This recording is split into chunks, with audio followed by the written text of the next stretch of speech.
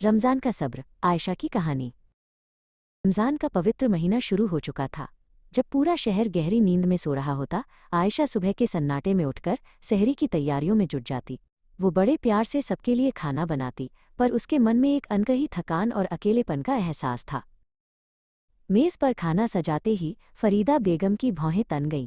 उन्होंने परांठे को देखते हुए शिकायत भरे स्वर में कहा, आयशा, क्या आज फिर नमक कम रह गया? रोज़े में ऐसी लापरवाही अच्छी नहीं होती। आयशा ने कोई जवाब नहीं दिया और चुपचाप अपना सिर झुका लिया। दोपहर की तपती धूप में जहां घर के बाकी सदस्य आराम कर रहे थे, आयशा घर की साफ सफाई में लगी थी।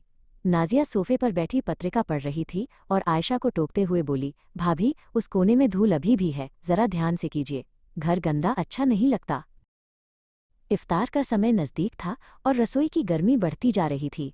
आयशा पसीने से तरबतर होकर पकोड़े और शरबत तैयार कर रही थी।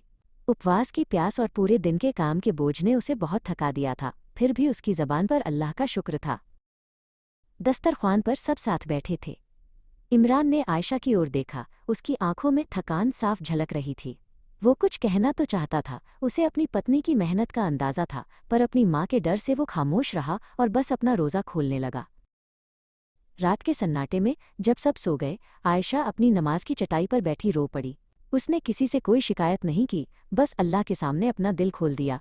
ऐ खुदा, मुझे सब्र दे और मेरे परिवार के दिलों में मेरे लिए जगह बना, उसने सिसकते हुए दुआ की। अगले दिन इफ्तार की मेज़ पर नाजिया फिर से कुछ नुक्स निकालने ही वाली थी कि आयशा ने बड़ी विनम्रता और मुस्कुराहट के साथ कहा, नाजिया, आज मैंने ख़ास तौर पर तुम्हारी पसंद का सालन बनाया है। चखकर बताओ, क्या ये तुम्हारी पसंद जैसा बना है? नाजिया कुछ कहते कहते ठिठक गई। फरीदा बेगम कमरे के एक कोने से आयशा को देख रही थीं। उन्होंने गौर किया कि इतनी आलोचना के बाद भी आयशा की आवाज़ में कोई कड़वाहट नहीं थी। आयशा का निस्वार्थ व्यवहार और उसका अटूट सब्र फरीदा बेगम के कठोर दिल को धीरे धीरे पिघला रहा था। अगले दिन सहरी के वक्त जब आयशा रसोई में पहुंची तो वो हैरान रह गई। फरीदा बेगम वहां पहले से मौजूद थीं। उन्होंने आयशा के हाथ से बेलन ले लिया और प्यार से बोली, बेटी, तुम थक जाती हो, आज से हम सब मिलकर घर का काम करेंगे।